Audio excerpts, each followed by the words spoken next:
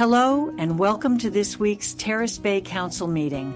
The meeting opened with the traditional land acknowledgement, then the approval of the evening's agenda. The first delegation was the representative from OCWA, who gave an update on the quality of the drinking water and ongoing issues being looked into. High school teacher Maurice Thibodeau then approached council seeking permission to use a portion of land beside the ball field for a traditional healing garden.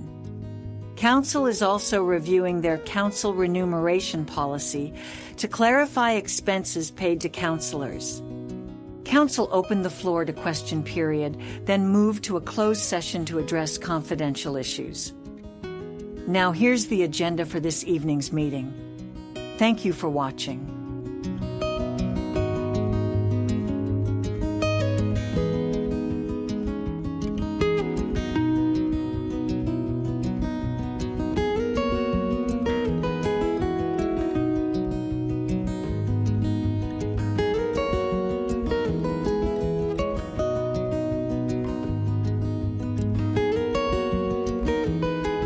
This meeting of the Council of Township of Terrace Bay to order.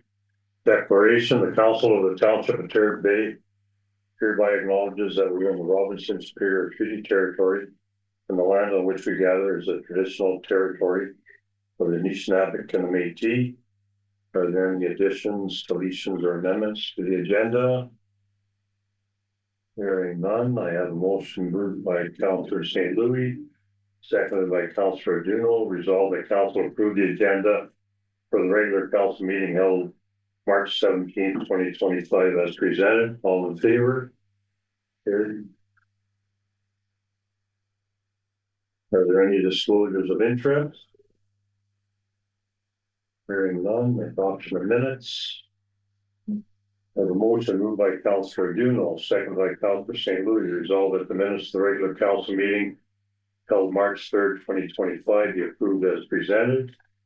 Any questions on that motion? All in favor? Carried.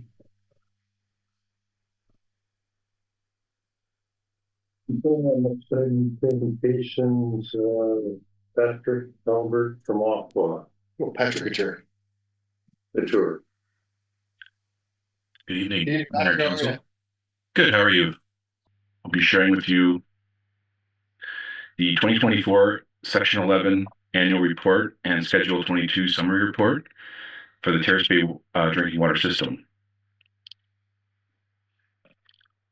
Some definitions and acronyms include MAC, Maximum Acceptable Concentration, OREG, Ontario Regulation, NTU, Net Volumetric Turbidity Units, Permit to Take Water, Municipal Drinking Water License, Bollard Water Advisory, Form 2,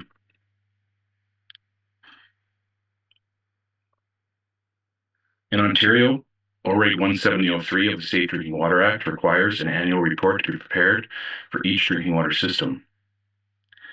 This report is intended to inform both the public and municipal council about the operation of the drinking water system over the previous calendar year.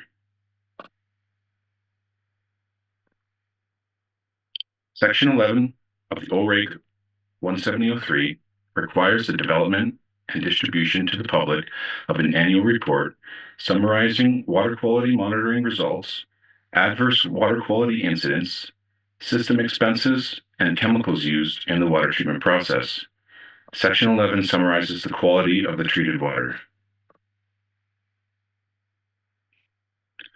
Chemicals used in the water treatment process in Terrace Bay are sodium hypochlorite for disinfection and Terrace 8600 for corrosion control.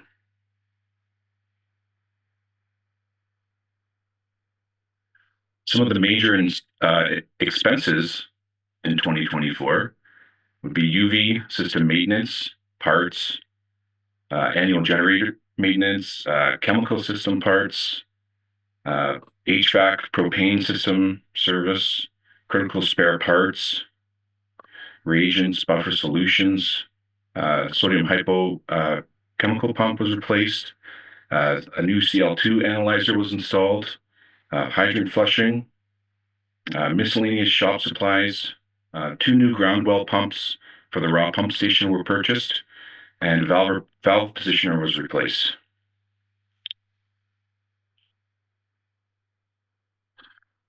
Reported adverse water quality incidents in 2024 include March 20th, there's a total coliform exceedance of 2 CFU per 100 mil. The corrective action was to flush and collect a resample, which ended up being cleared. July 7th, there was a loss of pressure and trending due to a generator failure. A resample and correcting the generator issue was the corrective action for that incident. September 25th, there was a lead exceedance at 24 Birch. The homeowner was notified and a letter was sent on how to reduce exposure.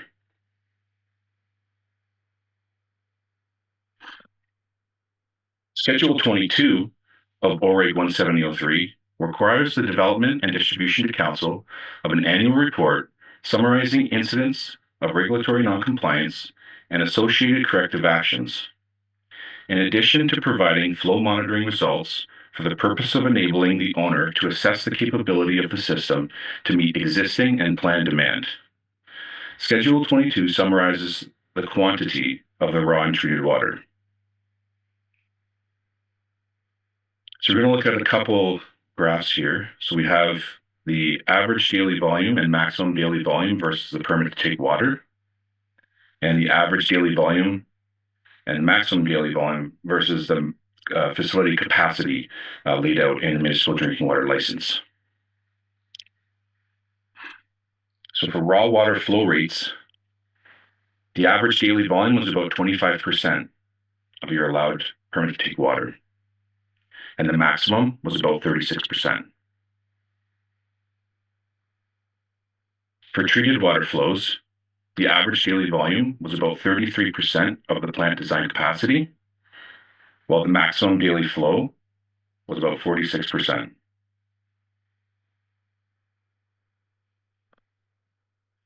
Regulatory noncompliance and corrective actions in 2024. Item number 1, the owner did not ensure that the equipment was installed in accordance with Schedule A and Schedule C of the Drinking Water Works permit, and the corrective action was to create the Form 2s for those items that were not recorded properly. Form 2 documents for number 2 were not prepared as required, and that was just another ding on that same topic. So the Form 2s were created. So that solved actually both of those incidents. And for the last one, the water quality sampling requirements imposed for the municipal drinking water license and drinking water works permit were not met. And that was, I guess, just a late submission of the corrosion control plan evaluation. But it had been submitted to the director, and that was completed. And that's everything. So if you have any questions or concerns. Questions from anyone? No, I think I'm okay. I got a question there, Patrick. There's a number of houses in town that have a pink sludge or whatever you want, a film once in a while coming out of the water system. And it apparently is from that corrosion protection chemical that's put in. Is there anything that could be done to get rid of that? That's the first I've heard of that, but it's something that we should definitely look into. I'll have to get back to you on that. We'll have to do a little bit more investigating into that topic for sure. Yeah. Okay, because I know the person I talked to said you have to wipe your shower down quite a bit and change your shower curtain out 3 or 4 times a year because of that. And they have a filter in their humidifier, and when it's installed, it's white, and now it's pink from the water. Okay. Well, I'll make a note of that, and I'll have a discussion with the operator, and maybe we'll reach out to the supplier and see if they know anything about it and what we can do about it. In the meantime, Patrick, administration will get the information from the mayor. We'll pass it along to you guys so you can speak with the homeowner eventually. Yeah, that would be great. Sure. Any other questions? No? Okay, thank you for that presentation, Patrick. Thank you for having me. Thanks so much, Patrick. Have a good day. Thank you. You too. Take care. Okay, we have a motion moved by Councillor St. Louis, second by Councillor Juno, resolved that council accept the 2024 annual section 11 and summary section 22 report for the Terrace Bay drinking water system in accordance with Ontario Regulation 170-03 under the Safe Drinking Water Act. All in favor? Carried. Mr. Thibodeau, you're up. Oh, first. You're second that. Yeah, second. Yeah. Oh, well, yeah, first year, real life. Do I stand? Yeah, sit down, sit down. Relax. I feel like I should be standing in front. Give you all the attention. Thank you very much for having me here, Council Mr. Mayor. My name is Maurice Thibodeau. If you don't know, I'm a local high school teacher. I'm the tech teacher at LSHS. A little bit about me, my background. I'm First Nation Pickmover. That's our home reservation. My family, some of them settled here. You may not known them in the past. I'm here today to ask for your permission to use some land at the west side of the school track and field. There's a little peel of land at the end that we would like to develop and have a traditional First Nation healing garden with the possibility of having a teepee, maybe fire pit, something like that for cultural reasons and healing. So I don't really have much of a presentation for you. I won't take much of your time. I literally found out about this morning that I was coming to see you guys. True to nature, I do not read my emails on March break as most teams don't. So hold on. Yes, I don't have my glasses with me. Actually, I don't. Thank you. Are we good or? Oh wow, these are making it worse. Give me 1 second. I do have a few questions for you and considerations. Right. All right.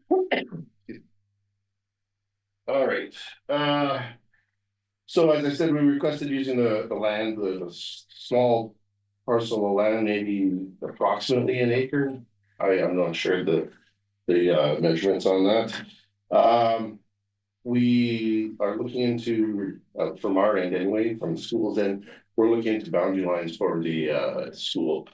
I did get an email today from the engineer for SGDSB, basically pushed it up the ladder to someone else, so I'll follow that up tomorrow. I'm not sure where the corner stake is there for school property and go from there. So, yeah, so if you do decide to grant us permission to use this land, what would we be looking at? Would it be, some kind of a lease or permission, just a permission to use, or maybe just some consideration putting it in writing. So, this will be a fairly substantial investment in terms of our time and obviously the cultural consideration. So we would like to have some kind of assurance that, you guys aren't going to kick us off the piece tomorrow and develop it. Maybe the developers are coming to town, who knows? So Yeah, we can draw up an agreement. yeah, okay. Just something that we can keep on hand at the school. If we do decide to go ahead with this, if you guys do decide to grant us permission, do we have to call utilities for gigs and so on? Because we're going to be breaking the surface of our soil with, fence posts. We do have to put some kind of fence around the garden to keep the animals out. Basically, that's what it boils down to. And possibly for whatever. So we have to break the surface there somehow. So maybe we could look at. To be safe, I would probably get away. Yeah. I can hook up with you and give you my number, and Okay. I can just take care of the locates for you. Okay, all right, thanks a lot. Be in our land, it'll be easier to get the locates in. Okay, fair enough. No big deal. Thank you very much. And, I think that's about it. So I unfortunately, because of the short notice, I do not have a slide presentation or a picture show to entertain you folks on this lovely snowy evening. However, what I do have is I have a few pictures of a past garden I've constructed in Thunder Bay with the exact same cultural considerations and materials, et cetera, et cetera. So I'll leave this here. I'll pass it around. Maybe Mr. Dubé, you could bring this back to me at school tomorrow. That'd be fantastic. Just so you guys have an idea of what we're talking about. And if you picture that size, that's roughly what I have in mind. I'm not sure what that would be, like maybe, I don't know. 60, I was gonna say 60 by 60, something like that, square footage wise, and then maybe a piece of roughly maybe the same size for a possible expansion into a TV or something. I think it would be a real cultural win for this township to have that piece attached to the school. It would, really make for some good optics, I think, for everyone, right? So yeah, that's just my opinion. And ultimately, it is, keep in mind, it is a place for healing. It's a teaching tool and place to go build. So yeah. Any questions?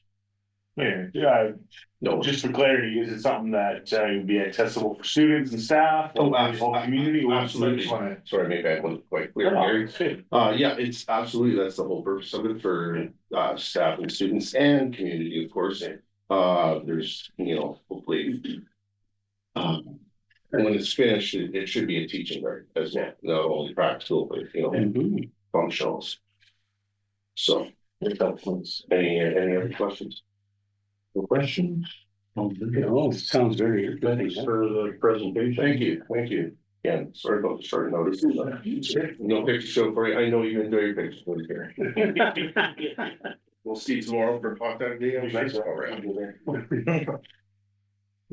Okay, so you've got it. Yeah, no problem. Yeah. Free to go? Yeah, sure. Yeah. Well, I say, I feel like I'm in court here. There's an arms you would might sort them out. Have a good night. Yeah, you too. Good night. Thanks for you. Next item, report from administration, John, the commissioner of oaths policy. Thank you, Your Worship. A commissioner of oath is empowered under virtual legislation to administer and witness the swearing of oaths or solemn affirmations in the taking of affidavit for any potential legal matter. Clerks, deputy clerks, treasurers, deputy treasurers, by virtue of office, are authorized by the Minister of Justice to act as commissioners of oaths within the limits of the municipality. To administration's knowledge, there's never been a township policy of commissioning documents. Those positions authorized are left to their own comfort level and broad general knowledge to work with it. More frequently, members of the public are seeking commissioner services from the township for documents that are normally reviewed and signed in front of legal counsel or notaries. Often the public is unaware of the difference and simply wants to get on with their business. However, there's a risk associated with commissioning these types of documents, especially when it comes to more complex situations involving documents dealing with land transfers, wills, and powers of attorney. There is the potential for liability coming back on the township if documents are not signed correctly or the wills are administered correctly, etc. If the deponents do not understand exactly what they are executing, if the township is exceeding its authority or contravening legislation. The purpose of the policy is to provide information to the public with respect to commissioning oath services provided by the township of Terrace Bay, as well as provide internal guidance for the clerk's office and authorized positions. So some highlights of the draft policy. Generally, the practice is the person appearing before you must present proper identification, photo identification. The signing of the document has to be done in front of the commissioner, so they can't bring it in, sign it, and just to commission afterwards. Documents that specify notaries cannot be completed by commissioners. We get that a lot coming through the door, just given the lack of a legal office in North Shore kind of thing. So, commissioner both cannot will not sign documents relating to the following: wills, living wills, codicils, amendments to wills, powers of attorney, certified true copies, divorce, separation, cohabitation documents, custody documents, real estate documents, including transfer of land, estate settlement documents, documents related to finance, banking information, RSP, court, legal, and or civil issue related documents. It is at the exclusive discretion of the individual commissioner both whether or not they choose to sign said document. The other thing that happens is certified true copies, so we can ask for those quite a bit as well. Municipal clerks are authorized by the Municipal Act to certify copies of municipal records as true copies of original documents. So we're not really authorized to provide true copies of other things. So if you brought in your car ownership, you really can't do that. But we do. We do that. The caution to the person bringing it in is whoever you're taking this to may not accept it because they may not recognize that certifying as true copy. That's all. So financial implications, they're not at this time. The options are the council approve the adoption of a policy regarding commissioner of both services, that the appropriate bylaw be brought forward. The council not approve the policy and direct administration bring back policy with amendments as discussed. The council not adopt the policy regarding commissioner of services at all, and the council directs administration otherwise. Just so one note, Councillor Duno did point out, it's in the summary that the commissioner both cannot and will not. Councillor Duno pointed out that it might be better just to use simplified language of shall not. It's definitive, it's complete, and it's a shorter version. There's no confusion at that point. That I did make that change to the draft if council is okay with that. So there's a bit of a difference in the draft you had attached to the agenda versus what we'll say now. So, open the floor. Any questions? Sorry, administration is recommending option 1. No, I'm good with this. Okay. No questions? We have a motion moved by Councillor Duno, second by Councillor St. Louis. Resolve that council approve the adoption of a policy regarding commissioner of oaths services as provided by the township and that the appropriate bylaw be brought forward. All in favor? Carried. Next, Danny, you're up. Council remuneration. Thank you, Your Worship. So in accordance with Municipal Act 2001, as amended section 284(1), the treasurer shall provide an itemized statement on remuneration and expenses paid to each member of council in the preceding year. The remuneration and expenses paid to the mayor and council members are in accordance with the council committee staff volunteer remuneration and travel expense policy. As per the attached table, council's 2024 remuneration and travel expenses paid for by the municipality under council's budget totaled $81,871. With a 2024 budget of $78,238, council came in over budget by $3,633. This is due to 6 additional per diems paid out and higher than budgeted travel costs. There are no financial implications, and this report is for information only. Any questions? No. Thanks, Danny. Thanks, Danny. Appreciate it. Thank you, Danny. Okay, we have a motion moved by Councillor St. Louis, second by Councillor Duno. Resolve that council accept the 2024 council remuneration report as information. All in favor? Carried. And the next item, communications, is we have a letter from the high school. Students asking to increase their hours of access to the gym. Everyone has read that. Any questions on that or discussion? No, actually, to be honest with you, I didn't realize that we were restricting it to that point. I think we could do something to help them out here. I don't know if we want to go 24 hours, but like we said earlier, we were talking, we could set it up so your cards are blocked for certain hours, but the majority of the day we would probably say, why not? That's my opinion. Yeah, I agree. I reached out to Lee before when I saw it on the agenda and just asked just sort of a quick kind of administrative perspective on it. And yeah, I don't really see any reason why we should restrict. Instead, even if they are hanging out here at 2 a.m., like we have cameras, we have security, and I think we can handle any issues that come up like we would with any other person using our facilities. So those sense of limiting the age group, and that's fine. Yeah. Quickly. And definitely, Challenge on it. no, I definitely think we can give them more hours for sure. Yeah, I mean, I always feel like our administration's got pretty good judgment too, so we empower them to kind of set these things, but not be optimists for Chris, can you call? Yeah, I've got a few lists that I've made here. This has come up before when we were doing the rec master plan. Students have brought it forward to me, just unofficially over the years.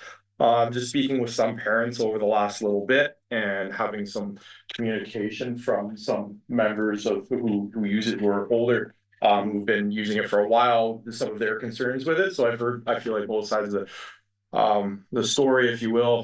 Here are a few things that I was thinking.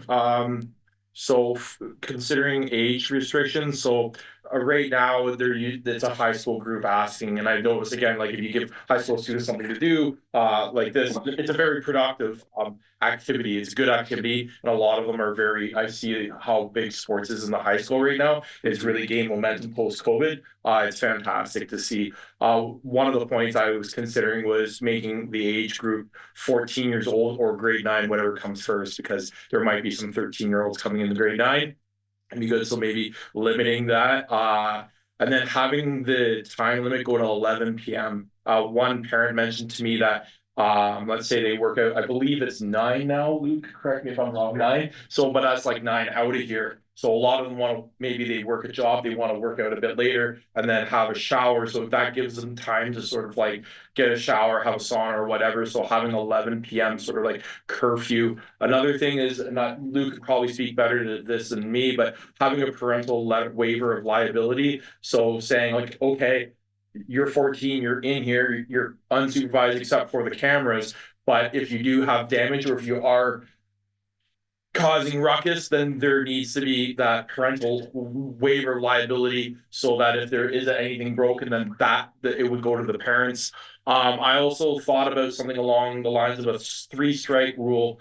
That's sort of because there has been students who have approached me and said, you know what, like there might be a couple bad apples that ruin it for everyone. So those need, rather than blanket statements saying, okay, the high school students are rough or leaving things lying around or whatever the problems may be, we should address those issues individually through potentially something like a 3-strike rule, which blends into my other point of like an orientation. So I spoke to Luke about this. We had a community member who emailed me about his concerns regarding some of the high school students in the gym. And my question sort of to Luke was like, what kind of orientation exists? And speaking to a few parents and whatnot, our phys ed teacher, Edie, she brings the students into the gym here. So potentially rolling, there's an opportunity for some collaboration with the township and potentially her. So when she brings her phys ed class in here, it could be like a teaching opportunity. Like, here's the etiquette of being in a gym. Here's how we use the equipment in a safe way. So we're not injuring ourselves and putting things away, or potentially let's put our stuff away. So we're not, say somebody else wants to use the equipment after they've used it, it's not lying around and causing injury for somebody who can't lift that to put it away, if that makes sense. So those, again, 14 or grade 9, parental waiver of liability, 11 p.m. daily, sort of cutoff, 3-strike rule, which rolls into an orientation and essentially gym etiquette. I thought that the letter was fair, and that I think it's a great thing for these students to access here in Terrace Bay. Another thing that parents brought up is they like that it's central here, that kids can walk to it. There's the other gym in town, you have to walk on the highway. Some parents were concerned about walking on the highway. There's a nice big window here. Parents can drive by, check in on their kid, and they want to support the township. And that was some of the communication that I had received. And I thought those were all excellent points. Thanks, Chris. I would just kind of question your option on 3-strike rules. Is that for anybody that uses the gym or just students? Because I would hate to have a bit of a double standard. Oh, that's a good question. I don't go to the gym here. Luke, you don't have to answer. No. I just would just challenge that a little bit and they go. Well, I would think that even if you're an adult and you were, say wearing outdoor shoes in there or causing a ruckus in there, that the same sort of rule would apply, like for everybody, not just high school kids. But there needs to be some. I don't want to say there needs to be some sort of like, okay, here's how we do this. I think the collaboration, I really like that idea and helpful. I just, like I say, the kind of the heart of the letter is, hey, we don't want to be treated differently for students. Correct. So having a 3-strike rule for students, but not anybody else. I just want to make they should actually police themselves also. I mean, you're given a privilege there. Hey, so and so, put your weights away. Yeah, just like anybody else in the gym, Yeah. right? Yeah. But part, I think the age thing, though, there's an education piece that would be a gap, but I think you addressed like some ideas on that. Any other questions or comments? I think everybody wants, we want to give you guys the hours you're looking for as much as we can. I think hopefully Luke will let, as usual, we'll let you come back to us with what you think we should do, and well, I would like to see them get more hours. I mean, I would say I'd go an hour farther than Chris. I'd say midnight, and maybe the carts turn back on at 5 a.m. You know, so that they could come in before they went to school if they wanted in the morning. Yep. But whatever you could come up with, Luke, that you think would help. I mean, Yeah, we can definitely look at it. you know. Okay. Luke, anything to add? So for clarity, is it no change at the moment, bring a report to the next council meeting, is that? Right, I think that would be the smartest thing to do, yeah, and then we'll come up with something that works for everybody, I hope. And we just, does it have to come back to council? Is it like actual policy that needs to change, or is it really just administration discretion? I guess for that matter, if you guys could come up with something and you're happy with it, and you could just. I mean, unless you're wanting a motion from us to give you the direction, that's fine too. And John? I just think it makes more sense to come back to the table, because if we come up with a recommendation and someone doesn't agree with it, Okay, then we can, it's decisions made at the table. okay, The clear directions provided, so it just makes more sense. Yeah. It's creating an extra report in a cycle, but yeah, so I think it's just a long-standing policy. Since we started the 24-hour cameras in the gym, we just restricted the age since the beginning. So We'll have it back first week of April. first week of April, so, okay, good, No other questions? no, Okay, thank you. thanks, Jason. thanks, guys, and we're gonna see what we can do to help you. Thank you. Bylaws. We have a motion moved by Councillor St. Louis, second by Councillor Duno, result that a bylaw to amend municipal policy manual bylaw 7-86 and adopt or commissioner votes. Policy be read the first, second, and third time and finally passed. Signed by the mayor and clerk, sealed and numbered on the 17th day of March 2025. All in favor? Carried.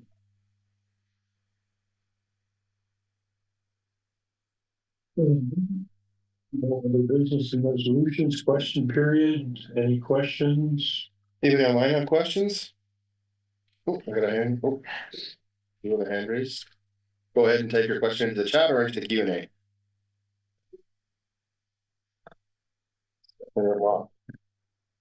They hope that.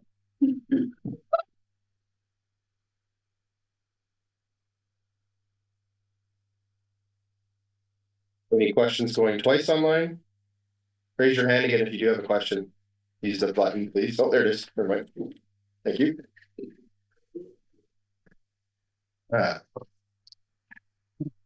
The question is fluoride added to the water? No, Yeah, response is no. No other questions? Questions going for third and final time?